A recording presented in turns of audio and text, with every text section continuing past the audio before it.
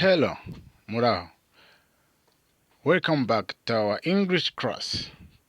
Tubaye ikaze nanone muri class yacu ya English. Today we bring you 10 polite expressions every English speaker must know. Uyu munsi tubazaniye amagambo cyangwa se imvugo 10 umuntu wese ukoresha icyongereza agomba kubazi. The first one is thank you. Thank you. Thank you isobanura ngo murakoze.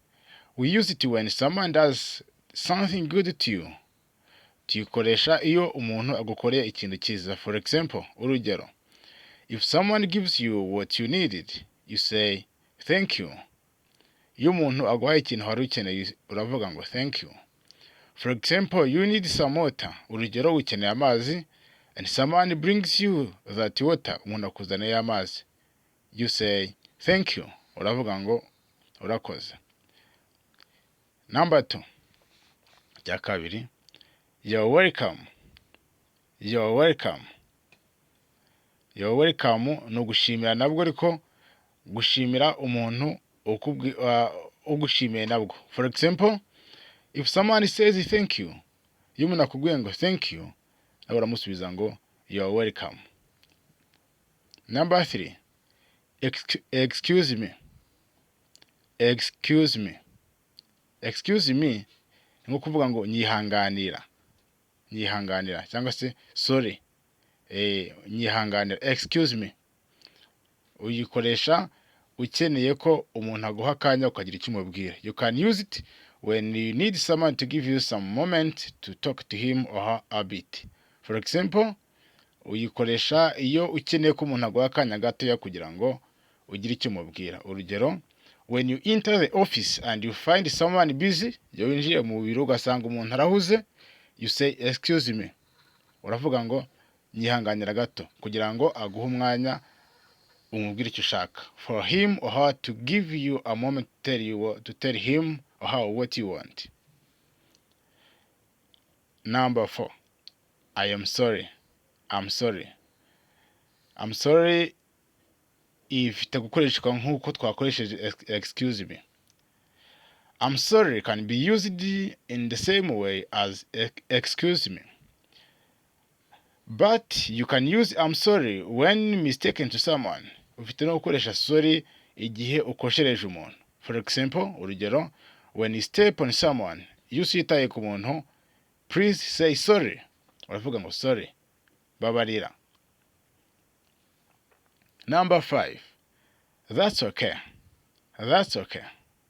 Ibyo ntacyo bitwaye. Nibyo nuko bimeze ntacyo bitwaye. We use that's okay to say, to show that we accept what we have been being told. Dukoresha that's okay dushaka kugaragaza ko twemeye icyo twabwiye cyangwa se ko hari ibintu runaka twemeje. Nibyo, that's okay. For example, umuntu arakubwiye ati nza gusura ku wa mbere nibwo nzabona umwanya. Someone tells you I'll visit you on Monday, that's when I'll get time.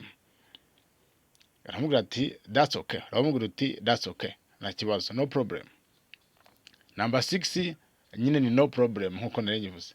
Number 6 is no problem.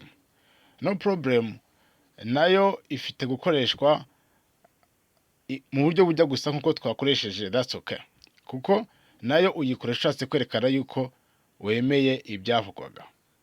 No problem can also be used as that's okay because it's also used to show that you agree, you accept what have been being said. May I please visit you on Monday? That's when I have time. No problem. Nabasha kugusura kuwa mbere kuko ari cyo gihe mfite umwanya? Nta kibazo. Number 7. May I is used for requesting something. May I ikoresha irimo urasaba ikintu. May I use your phone please? Na koresha telefone yawe urimo urasaba uruhushya kugira ngo bakwemerere gukoresha ikintu cyangwa se kubona ikintu runaka ukeneye. Number 8. Could you help me? wabasha kumfasha. For example, could you help me get the way to the post office? Wamfasha kumenya inzira ingeza ku biro by'iposita. Could you help me have some water to drink? Wamfasha kubona amazi yo kunywa. That's the way. Number 9. I appreciate it. I appreciate it. Ndabishimye. Appreciate, ndabishimye. I appreciate your decision to proceed your studies. Icyemezo cyawe cyo gukomeza amashuri nagishimye. Number 10. Pardon me. Pardon me. Babarira. Sorry me. Pardon, sorry, excuse me. Zibasha gukoreshwa mu buryo bumwe. For example, you have been late to reach someone's place, or you had an appointment with someone and you reach late. Wakererewe kugera ahantu runaka, cyangwa se wari ufitanye n'umuntu gahunda yo guhurira ahantu urakererwa. When you reach there, you say, pardon me. Babarira. It's not me the problem. I'm not the problem. Sinjye kibazo. There was a traffic jam on the road. Hari harimo ambutiyaje mu muhanda. That's why I reach late. Ni mpamvu nakererewe. Excuse me. Pardon me. I'm sorry. Stay in touch with us. English Talk. Thank you very much.